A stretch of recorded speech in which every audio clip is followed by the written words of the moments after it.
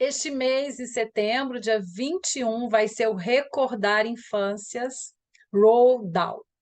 Esse autor, nascido no Reino Unido, né? Nascido no dia 13 de setembro. O Recordar Infâncias, que é um projeto que eu desenvolvo junto com o Instituto Estação das Letras, traz a cada mês a memória, o recordar as infâncias de uma artista, de um artista que nasceu naquele mês e que já está falecido, que é justamente para entender, tentar conhecer essa infância e a associação com a sua criação, com a sua obra. E o Roald Dahl é um autor assim de muita importância na literatura para a infância, para a adolescência, porque ele foi muito assim ousado nas suas abordagens, né? Sempre trazendo o nonsense, trazendo a ludicidade, o absurdo também da vida, colocando o empoderamento nas crianças, nos animais. Ele tem sido questionado por algumas questões, por algumas linguagens que ele usou em contextos diferentes que talvez não usasse hoje mais, mas é importante a gente trazer essa memória do Roald Dahl, porque diversas narrativas dele foram premiadas, foram transformadas em filmes, em peças de teatro. A Fantástica Fábrica de Chocolate é um exemplo, né? E compreender a importância dessa literatura dele na primeira metade do século passado. A gente tem que olhar Roald Dahl com os olhos, né, de quase 100 anos atrás, vamos dizer assim. E eu trouxe esse, A Girafa, o Pelicano e Eu, que é um que eu gosto muito. Ele é mais curtinho. Esse está ilustrado pelo Quentin Blake, um importante ilustrador também do Reino Unido, que recebeu, inclusive, o prêmio Hans Christian Andersen, que é o maior prêmio da literatura infantil e juvenil do mundo. O Quentin Blake recebeu o prêmio em 2002 e ele faz assim, aqui em preto e branco, ele faz ilustrações de vários livros do Roald Dahl, né? E vou mostrar um pouquinho para vocês. Essa dupla, girafa e pelicano, eles vão limpar as janelas sem usar a escada. E isso já é assim de uma audácia danada, né? E aqui nesse livro a gente vai ter também assim várias críticas a questão sociais, a questões que são de época. Então, eles são contratados para limpar a casa de um duque que tinha inúmeras janelas.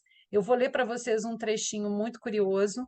Lá no alto, a girafa começou a cantar uma canção, mas ela cantava tão baixinho que nem me lembro direito da letra.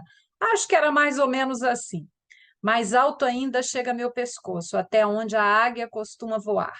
Não mostro para não causar alvoroço, pois vocês com certeza iriam se assustar, pensando que eu não fosse mais voltar. O pelicano, com o bico enorme, cheio de água, voltou até umas janelas do andar mais alto e se empoleirou no parapeito, perto do macaco. Então começou de fato o serviço de limpeza.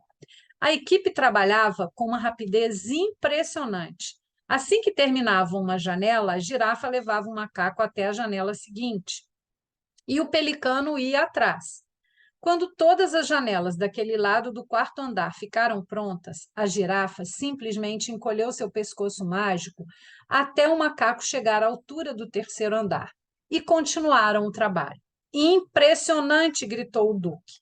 Espantoso, notável, incrível. Há 40 anos eu não conseguia enxergar nada quando olhava pelas minhas janelas. Agora vou poder sentar lá dentro e apreciar a paisagem. De repente, viu os 3 limpadores de janelas se mobilizarem. Encostados na parede da casa, pareciam ter congelado. Ninguém se mexia. O que aconteceu com eles? O Duque me perguntou. Qual o problema? Não sei, respondi.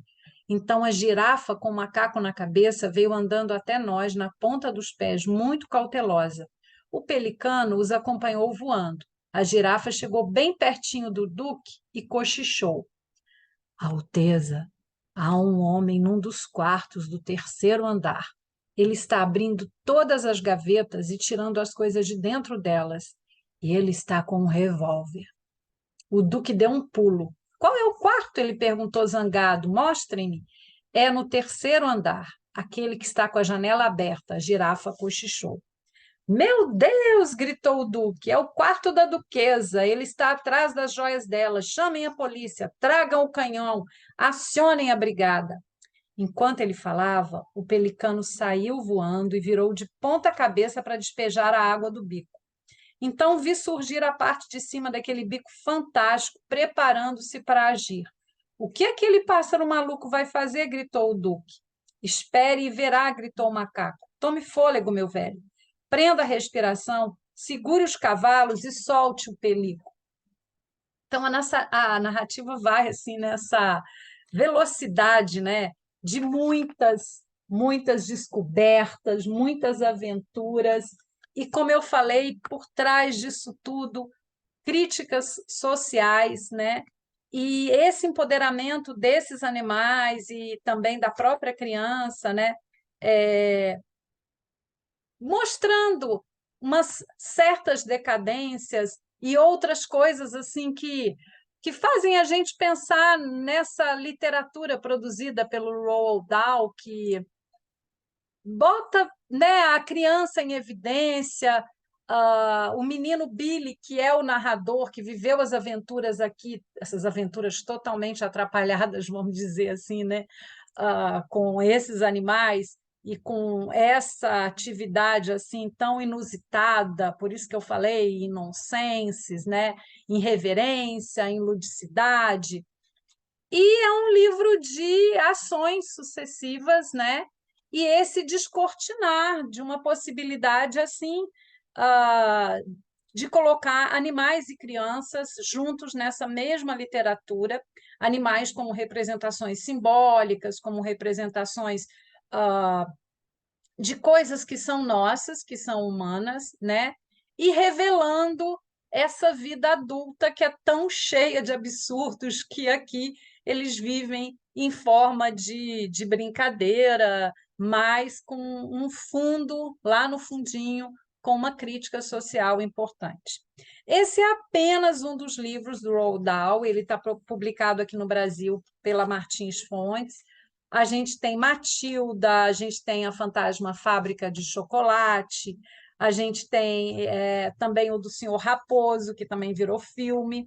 E eu convido vocês ao Recordar Infâncias, dia 21 de setembro, 19 horas, pelo Zoom do Instituto Estação das Letras. As inscrições são pelo Instituto, e a gente associa, né, a infância, ou as muitas infâncias de Roald Dahl, a essa produção literária dele, tão notável, tão importante para a literatura que nós temos hoje, porque o que nós temos hoje é fruto, né, é consequência, consolidação daqueles autores, daquelas autoras que vieram antes de nós.